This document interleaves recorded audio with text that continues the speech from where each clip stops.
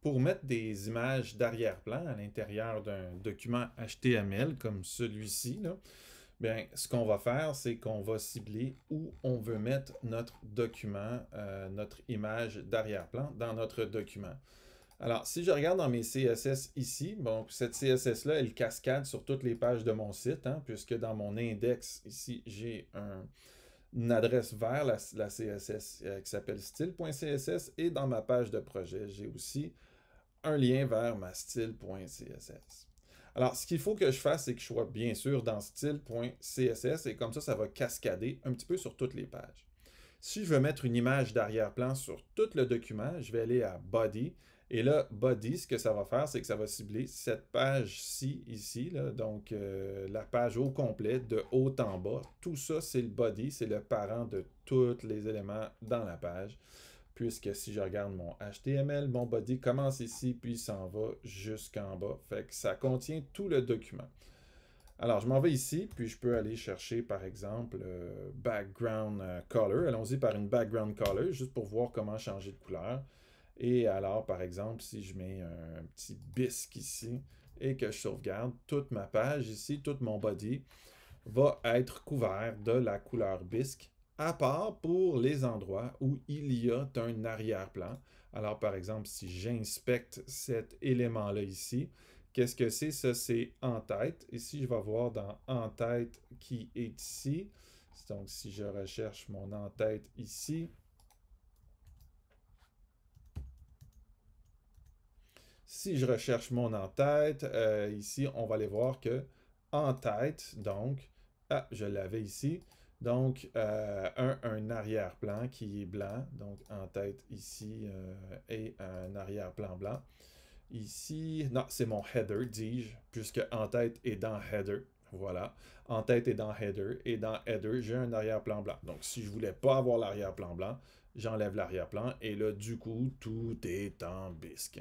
Bon, il y a mon logo ici, puisque mon logo, c'est un JPEG avec un arrière-plan blanc. Il faudrait que j'ouvre ce logo-là dans Illustrator, que je le réexporte par exemple en SVG sans arrière-plan blanc, ou que je l'ouvre dans Photoshop, que je supprime l'arrière-plan blanc et que je le sauvegarde en PNG 24, qui est un format qui supporte la transparence. Donc je pense que vous comprenez bien l'idée des arrière-plans de couleur. Donc voilà, donc ça c'est pour les arrière-plans de couleur. Maintenant, si on veut avoir une image en arrière-plan ici, tout ce qu'on a à faire, c'est d'aller dans Body et aller dans Background Image. Et là, à ce moment-là, je vais aller chercher URL puisqu'il s'agit d'une adresse. Donc, je vais aller chercher un background image dans les fichiers qui sont dans mon document.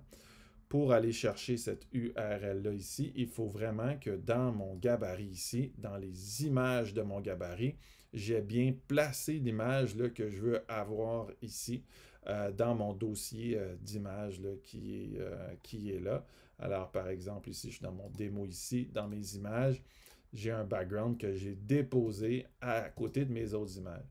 Donc, pour avoir ce background-là ici, je dois écrire l'adresse au complet pour me rendre là. Donc, tout ça est dans un dossier image. Et là, il me le donne. S'il me le donne, là, je suis dans VS Studio Code. On pourrait être dans Bracket. On pourrait même faire ça au bloc-notes. C'est pas important où est-ce qu'on est.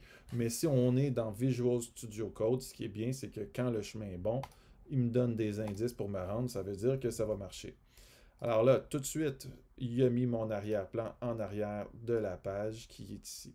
Bon, il s'agit d'un gros, là, d'un gros JPEG, là, donc ça vient couvrir l'ensemble du site. Si l'image est tout petite ici, donc là on voit que l'image scroll, c'est subtil, mais on voit que l'image scroll avec le site. Si votre image n'est pas assez grande pour couvrir tout le site, bien ce qu'on peut faire, c'est qu'on peut y aller avec background size, et là on pourrait y aller avec cover. Ce que ça fait, c'est qu'on met un background size cover. Donc là, je vois mon site et mon image est au complet dans mon site. Après ça, ce qui arrive, c'est qu'elle se répète ici. On la voit au complet, puis après ça, elle se répète. C'est pas terrible le fait qu'elle se répète, à moins, par exemple, qu'on ait un motif qui tuile. Si vous voulez que ça se répète, vous n'avez rien à faire. Si vous ne voulez pas que ça se répète, bien, ce qu'on peut faire, c'est qu'on peut faire background repeat et mettre ça à no repeat. Donc, du coup, mon background qui est ici ne va pas se répéter après ça. Alors, bon, c'est un petit peu fatigant dans ce cas-là parce que là, s'il ne se répète pas, bien évidemment, il ne se répète pas. Donc, il y a juste du blanc après ça. Ce que je pourrais faire dans cette figure-là, ce que je pourrais faire, c'est que je pourrais lui dire reste fixe. Donc, ici, j'irai dans mon et ici background attachment ici et j'irai le mettre fixed. Donc ce que ça fait, c'est qu'à ce moment-là, l'image de mon arrière-plan est toujours fixe. Elle ne bouge pas. Fait que voici les différentes façons là, de mettre une image en arrière-plan d'un site. N'oubliez pas qu'on peut répéter tout ça à l'intérieur d'un élément là, qui pourrait être d'autre chose que le site au complet.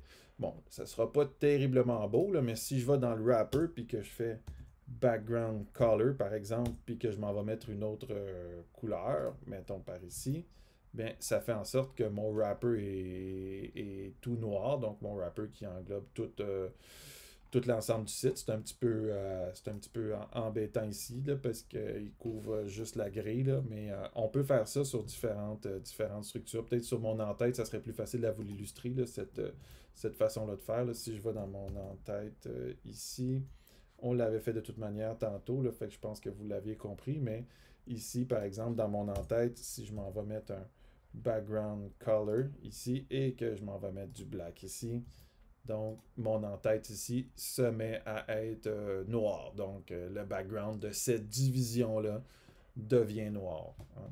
Fait qu'on peut mettre ça sur n'importe quelle division, n'importe quoi qui utilise le block model, donc n'importe quoi qui est un bloc en HTML, CSS, on peut lui mettre un arrière-plan là, de couleur.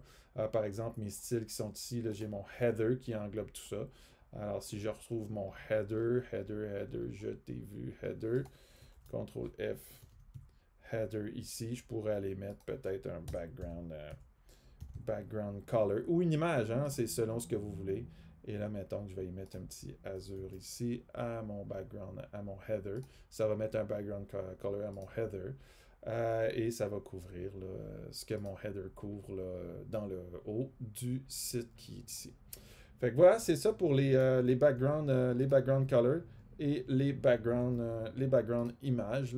J'ai un autre tuto aussi sur ma chaîne qui en parle plus. Dans un prochain tuto, on va voir comment est-ce qu'on peut mettre comment est-ce qu'on peut aller changer justement les endroits. Donc, à la place d'une image, mettre du texte, à la place du texte, mettre une image. Puis comment est-ce que je peux personnaliser une grille de manière à ce que ce soit un enchevêtrement de texte et d'images.